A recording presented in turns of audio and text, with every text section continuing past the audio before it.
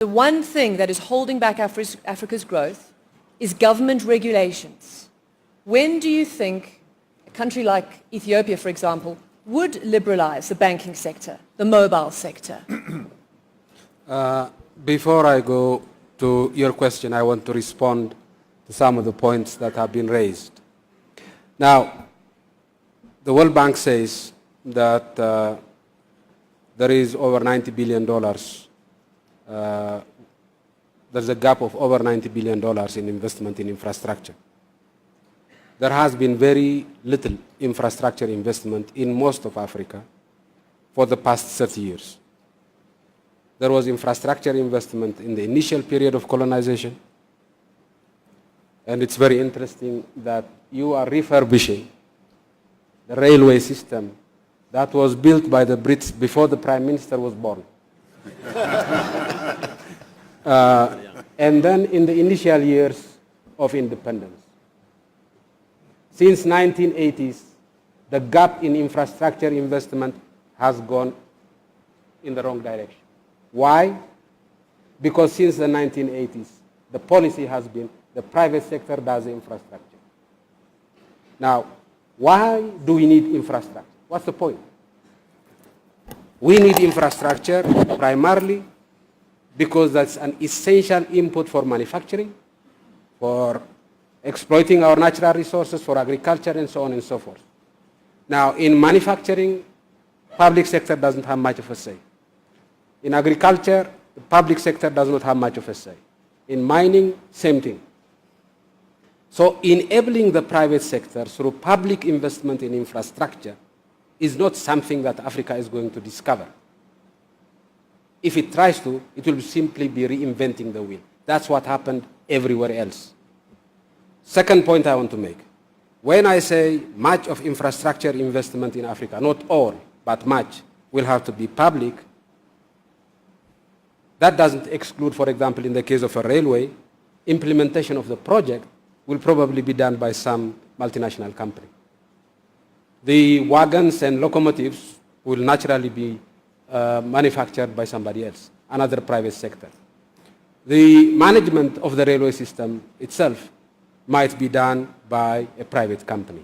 But the ownership and the risk capital of that railway system, if it comes from the private sector, it will have a number of risks. First, all of you are saying the public sector has to de-risk. In other words, you are saying the public sector shoulders the risks and the private sector reaps the benefits. That's not going to work. Second, your discount rate is understandably high. You want to have a profit rate of what? 20%? The average profit rate in Africa that people expect is about 30%. With a discount rate of 30%. Imagine how much infrastructure we will be able to do and how much of the gap we are going to fill. So the idea should not be that the public sector should be out, private sector should be in. We have to do, each one of us have to do what our comparative advantage seems to suggest. Now, the public sector does not have money. And that is limiting investment in infrastructure. But you know, these whiz kids in the financial system, I'm sure they can create instruments. The Prime Minister created one instrument. It's called the IFF. The idea was that he would commit to pay a certain amount of money for, say, 30 years for development aid. And the banks would use that as collateral and give us the money now. Simple idea. Financial engineering. Same type of financial engineering can be made. GM has a big multinational financial institution. This talk about deleveraging and all the rest, there's trillions of dollars of money that does not know what to do. And because it does not know what to do, it's going from one commodity to another commodity and becoming a wrecking ball. Today it's oil, tomorrow it's wheat, the day after tomorrow it's some other paper. We want this capital here to do something tangible. And there's a risk here. And the risk, Don's institution is AAA rated. Mine is junk.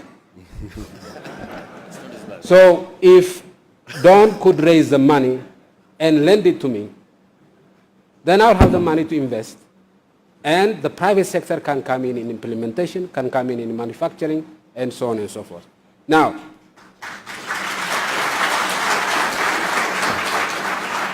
two issues you raised, telecommunications and finance. We have not liberalized the financial sector in the sense that we have not allowed foreign banks to operate in Ethiopia. Why?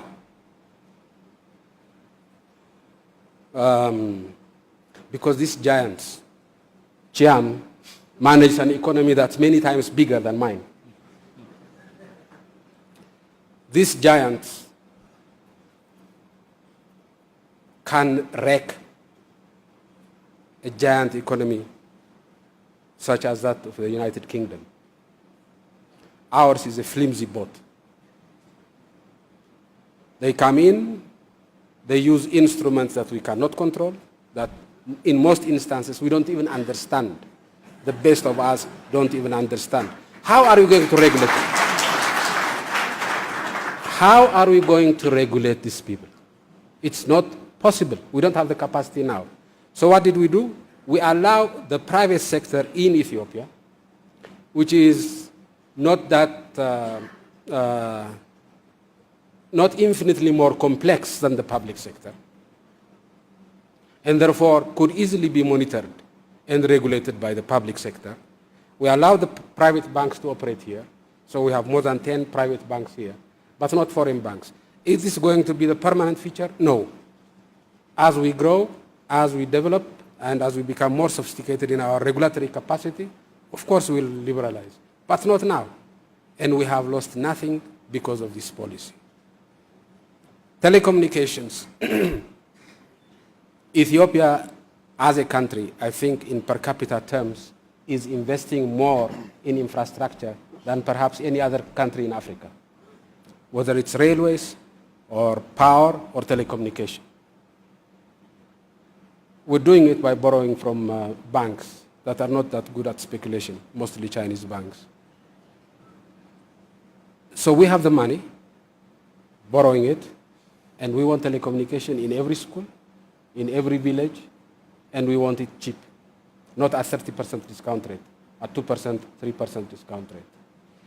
That is why we have not yet opened up the telecommunication sector to public, to private investment.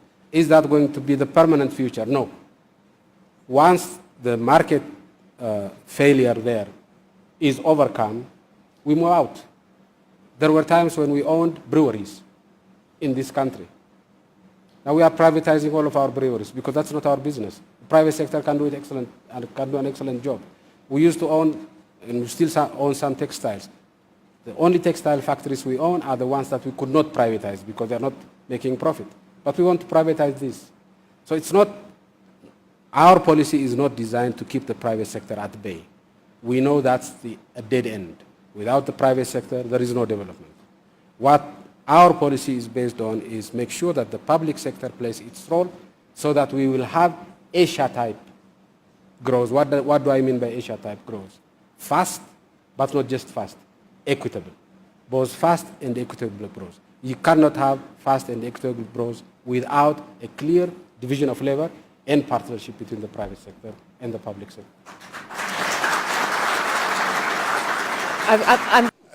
I was listening to Prime Minister Meles and I was reminding myself that at the height of the banking crisis, I was talking to the chief executive of one of the banks and he said to me, I'm only beginning to understand the risks that I've been taking.